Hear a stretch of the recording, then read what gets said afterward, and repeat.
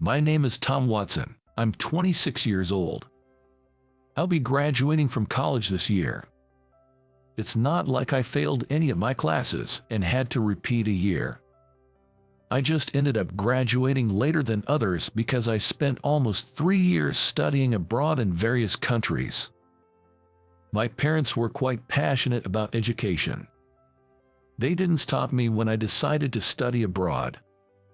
It seems like from a young age, they never got mad at me for anything as long as it was in pursuit of satisfying my intellectual curiosity. The reason I turned out a bit different from others might be due to this skewed approach to education. From childhood, I was drilled with advanced education, and it was taken for granted that I would excel in my studies. I always felt my parents expected something more from me. Maybe I decided to study abroad unconsciously because I felt stifled by them. It seemed I had a higher language acquisition ability than others.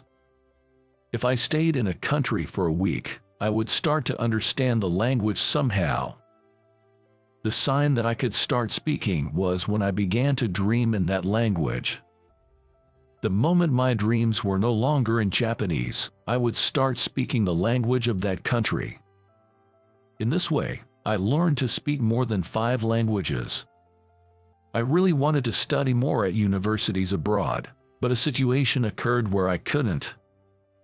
My father passed away suddenly. I managed to return home in time for his funeral. On the night when my father's funeral rites were properly completed, my mother and I had a little drink together. Apart from New Year's drink, this was probably the first time I'd seen my mother drink alcohol. With my graduation looming, my mother looked at me seriously and said, "You are free to live your life as you wish." I was surprised by her unexpected words. I thought she agreed with my father's teaching to stand at the top of Japan as an elite. It seems my mother was considering my situation in her own way. Even though I went to study abroad of my own accord after high school, I was merely walking on the path my father had laid out for me. Suddenly having the path in front of me removed and being told to do what I like, I became confused. As a result, I couldn't make a decision about finding a job, and now I've become a jobless. Every day, I think about the meaning of living as you like that my mother mentioned, but I don't understand it at all. I don't know what I want to do or what I want to be. And my mother just quietly watches over me. It seems like the world was patiently waiting for me to make a step forward with my own will. Then, one day, I found a sign.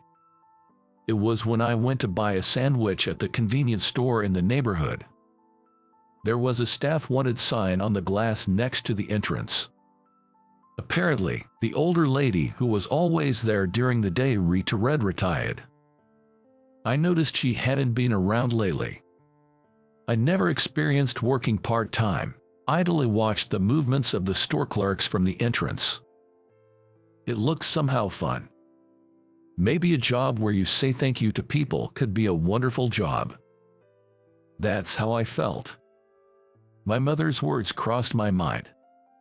It's okay to fail, give it a shot. With that in mind, I decided to walk into the convenience store. When I mentioned the staff wanted sign at the counter, the manager came out from the back. He looked to be about 50, with a gentle and calm demeanor. I've never worked part-time before. There was no use hiding it, so I told him the truth right from the start. The manager nodded with understanding.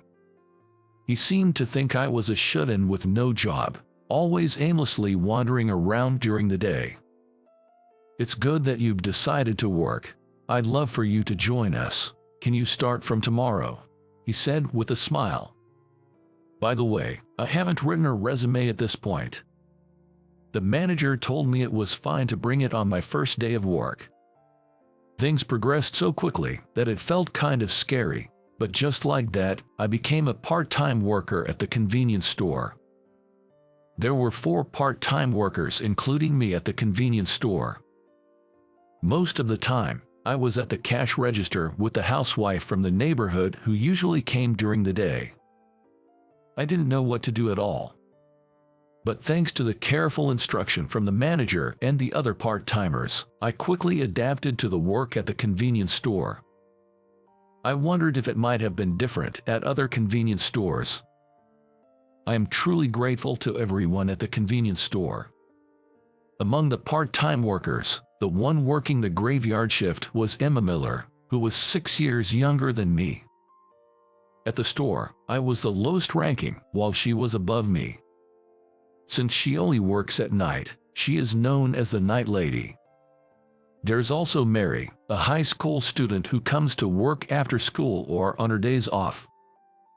She's unbelievably cheerful and positive. Her parents are against her working. I think it's good that she has a spirit of independence, but it might be difficult to say the same if you're a parent. Long day, huh? Entering with a helmet in hand was the night lady, Emma. I instinctively checked the time. It's still just 8 in the evening, too early for Emma's shift in this heavy snow. What's going on? Isn't it too early? Emma replied annoyingly. Remember, I'm off today anyway. Seems like she was hinting at me to better grasp the shift schedule. Leaving a note that she had something to discuss with the manager, Emma quickly retreated to the back room. Remembering that I also had a matter regarding my shift to discuss, I left the cash register to Mary and headed to the back room. There were no customers at that time, so I figured it wouldn't hurt to be away for a bit. As expected, Emma and the manager were in the back room, discussing shift schedules. Manager, I also have something to discuss about the shift. My father's first Memorial Day is coming up, and I'd like to take the day off. The manager, who seemed to be arranging the schedule for the holiday period, assured me by saying, sure, and secured my leave. When Tom can't make it, I can cover, even during the day. Emma volunteered to work all of my shifts. She might seem blunt, but she does have a soft spot. I remember being a little scared when I first met her. With her short black hair and a thin silver necklace shimmering above her collarbone. Her beloved vehicle was a DX125. She was a veteran part-time worker at this convenience store. I bowed my head and thanked Emma. Just then, I heard a troubled voice from Mary at the front. Rushing to check, I found a few foreigners at the cash register. Mary was trying to communicate in English, but they seemed to be French speakers, not proficient in English nor Japanese. Both sides were stuck due to the language barrier. Mary, let me take over, I said, replacing her. Turns out, they were French tourists who were not good with Japanese or English. I lived in France for a while, so I am rather proficient in French. The customers seemed relieved to find someone who could speak their language. After helping the French customers, I turned to the entrance of the back room and saw Mary looking dumbfounded. Tom, you're amazing. Can you speak French? Her admiring gaze made me feel a little embarrassed. Then came a barrage of questions. About how many languages I can speak, where I graduated from, and etc. That's impressive. So you have study abroad experience. I dream of touring museums all over the world, she said, striking a determined pose. I need to work on my foreign languages. The wonderful thing about her is her resilience. She turns failures into learning experiences. As I watched her smiling, I thought it was a great quality. The next day, Emma, who usually worked the late night shift, showed up a bit early. She beckoned me from the back room. Tom, can you come here for a moment? For a moment, I was worried I was about to be mugged, but that wasn't the case at all. Hey Tom, would you mind teaching me a foreign language? At this sudden request, I let out a surprised, huh? Emma began to plead earnestly, her hands folded in front of her. I have a dream of going on an international tour, and I've been saving up for it. Communication is key when you're abroad, right? I didn't go to college and I never properly studied a foreign language. Emma says she's always struggled with studying. She mentioned that last night, after seeing me handle a French customer, she realized the importance of knowing a language. When you can speak the local language, you feel so much closer to the people there. I want to be like you, Tom. How could I feel bad about that? As long as it's within my knowledge, I can teach you basic conversation. So I decided to accept Emma's request. This is how I became Emma's exclusive foreign language tutor. We managed our schedules, and I started teaching her foreign languages, one after another. So, where are you planning to go first? I'm thinking of touring Europe. Saying so, Emma opened a website of a company that organizes international tours. She really wanted to buy a big motorcycle and travel on her own, but she lamented that it was financially challenging. The website showed videos of motorcycles speeding down winding roads nestled between mountains. It seemed exhilarating and rather enjoyable. Emma's eyes sparkled as she watched the video, and I found myself slightly envious. Let's start with German and English, then. When I said that, Emma nodded solemnly. It seems I'll be the superior one in the realm of foreign languages. The roles are reversed, and it somehow makes me feel proud. But then a serious problem cropped up as we began our study sessions. Emma is quite sharp and quick to understand. The problem was on my end. I was terrible at teaching. I had no idea how hard it was to convey something I understood to someone who didn't. I had an intuitive approach to learning languages, and I couldn't answer Emma's logical questions. Every time we studied, Emma would get frustrated and shout, "Explain it so I can understand." That's when our mediator, Mary, would step in. Tom is naturally gifted. It can be helped, but teaching someone something is also a great learning opportunity for yourself. Even when we were arguing and the atmosphere was tense, things would soften when Mary stepped in. She was truly a blessing.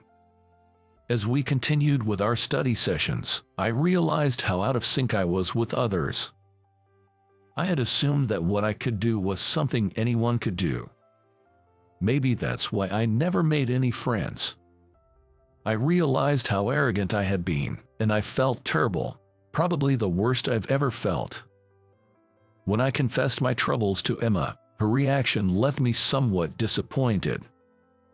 "What, you're upset about that? Isn't that just a part of who you, Tom, are? It's not a big deal, really." She was so blunt that it made me feel stupid for being upset. Interestingly, no matter how much Emma and I argued, we would always be on good terms the next day. We seemed to get along in the strangest of ways. This was the first time I have never been so deeply involved with someone else, and I couldn't help but recognize that Emma was becoming increasingly important to me. Of course, I didn't have the courage to tell Emma about these feelings. The thought of being rejected was terrifying. One day, another incident occurred at the convenience store. That day, it was Mary and I who were on duty. The manager was busy working in the back of the store. I was getting advice from Mary about her future plans. The college her parents want her to attend, and the college Mary really wants to go to. These two just don't coincide, creating a tough situation, it seems. Mary wanted to persuade her parents, but it seems they hold the same elitist views about education as my father. Mary was upset with the ongoing argument with her parents, which is quite rare to her. I wanted to say something uplifting but was at a loss for words. The silence was broken by a couple who rushed in with great urgency. They made a beeline for the cash register, standing right in front of Mary. "Mom, Dad, why?" It turned out that the couple who had rushed in were none other than Mary's parents, who we were just talking about. Apparently, Mary lied to them about quitting her part-time job. Mary, You said you quit your job. What's going on? You should be focusing on studying for your college entrance exams." Saying this, Mary's mother grabbed Mary's hand over the counter. She seemed intent on dragging her home. "Please, calm down. Can't you see that Mary is upset? Why don't you have a more constructive conversation about her future?" Upon hearing my words, Mary's mother gave me a fierce glare. "What do you know? You're working a part-time job at a convenience store at your age. Did you even go to college, or did you graduate from a third-rate college?" Her words were dismissive, which riled me up. But I didn't want to brag about my own education in such a situation. Doesn't Mary have a wonderful dream? Why do you oppose her trying to find the fastest route to achieving that dream? Mary's dream is to visit art museums around the world. Her ultimate dream is to study art history at university and become a museum curator. It's a truly wonderful dream. I passionately explained this to her parents. But Mary's mother snorted in disdain. "If Mary fails her college entrance exams, will you take responsibility? What if she majors in art and struggles in the future? Do you really think she has enough time to change her college preferences now?" Cornered by her words, I was momentarily at a loss for words. Looking at Mary, she was looking at me with pleading eyes. Seeing her look, I steeled myself. "Got it. No matter what college, I will get her accepted," I declared, and Mary's parents stared at me as if I were a strange creature. "Understood. We'll let you try, but you only get one shot. Allow Mary to apply to just one school of her choice. If that doesn't work out, you must follow our instructions." Mary's father, who had been silently listening to our exchange, spoke calmly. Perhaps he wasn't directly opposed to Mary's dream. "I promise," I answered, looking straight into Mary's dad's eyes. Mary's mom seemed to want to say something, but her husband gently urged her to leave. Having talked a big game, I ended up tutoring Mary from the next day. Between my part-time job and tutoring, plus helping Emma with her foreign languages, my days suddenly became busy. Is Mary's application going to be all right? I only graduated from high school, so I don't know much about the application process, but isn't changing your preferred school at this stage a lot of work? Emma, who had been reading a German book with a dictionary in hand, asked me with a hint of worry. "I think it'll be fine," I responded. Still, while the application process should be okay, I believe it's crucial to have her parents' cooperation to realize Mary's dream. Well, you have to take responsibility and convince Mary's parents. She makes it sound easy, but I wonder if I can actually pull it off. You know, my dad was the same way, always telling me to study and become an elite. After he passed away, I had no idea what to do. "Embarrassing, huh?" I said, scratching my head. "Well, I kinda expected that. You do give off a pampered golden boy vibe." Emma chuckled. "What do you mean, pampered golden boy?" I felt a bit annoyed, as if I were being mocked. "It means you were cherished. It's a good thing." I wasn't sure if she was complimenting me or mocking me. Either way, I felt embarrassed. "You look cool when you're working hard." Her comment made me even more embarrassed, and I hid my face behind the magazine I was reading. Seeing my reaction, Emma chuckled again. As for Mary's exam results, they were a tremendous success. She was accepted into the art college of her choice. What's more, her grades were among the top and she was chosen as a scholarship student, which would cover half of her tuition. Mary's parents finally admitted defeat.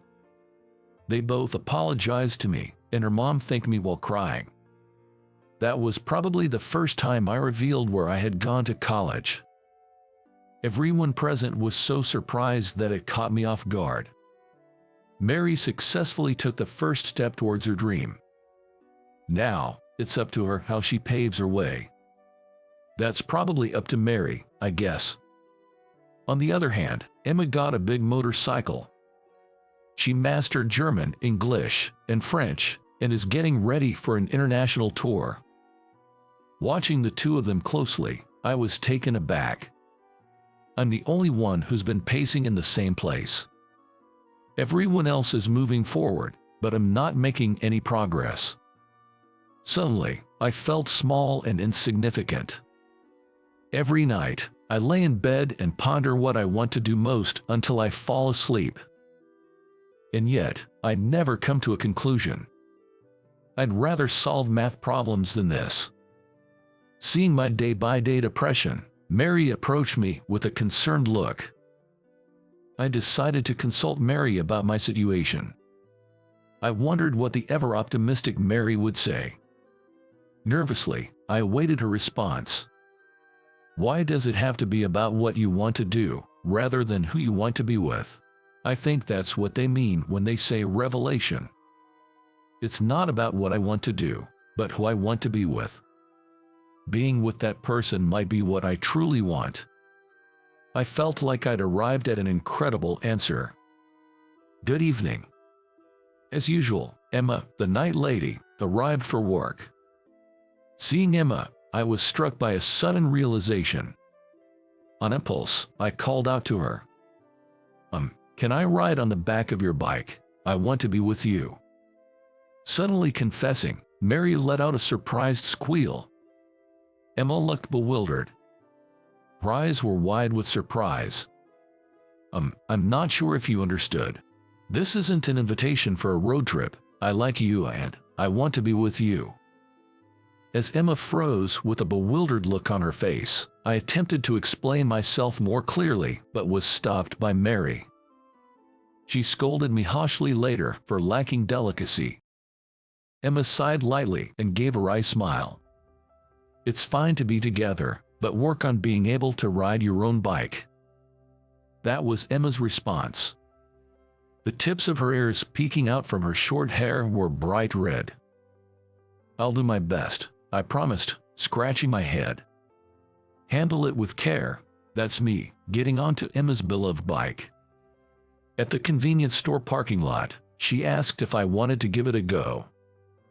Without thinking, I blurted out, "Really? Is it okay?" Straddling Emma's bike, I revved the engine. Experiencing its vibration for the first time, I was fascinated by its power. I'll enroll in driving school tomorrow. I was all fired up from riding a big bike for the first time. I couldn't wait to control a motorcycle all by myself. See, you've found what you most want to do now. Mary, triumphant as if her theory had been proven right, was smiling. I had to admit, she was spot on. Change your perspective, and a new scenery comes into view. When you hit a wall, think of another way around. It's a simple thing, but I found it challenging. 2 years later, Mary began touring art museums around the world while studying art history in college. She said she was investing all the money she saved from her part-time job into her future. As for me, I kept reliving that vibration. In the midst of landscapes I'd never seen before, all I could hear was the sound of my motorcycle's engine and the noise of the wind. Emma led the way. She skillfully used her slender body to maneuver her big bike. I struggled just to keep up with Emma as she showed off her fluid cornering. But I was happy to be able to see new scenery together. Our destination on this journey is Milan, Italy. When we arrive there, I plan to kneel down to her. I've decided on the words for my proposal. I want to follow you for the rest of my life. Emma might be a bit taken aback. She may sigh and say, "Just ride freely," with a smile. Or maybe she will blush, her ears turning bright red as she looks away, trying to hide her embarrassment. Just imagining gets my heart racing. Milan is still far away. The end of this journey will be the beginning of my life with Emma. I believe in that.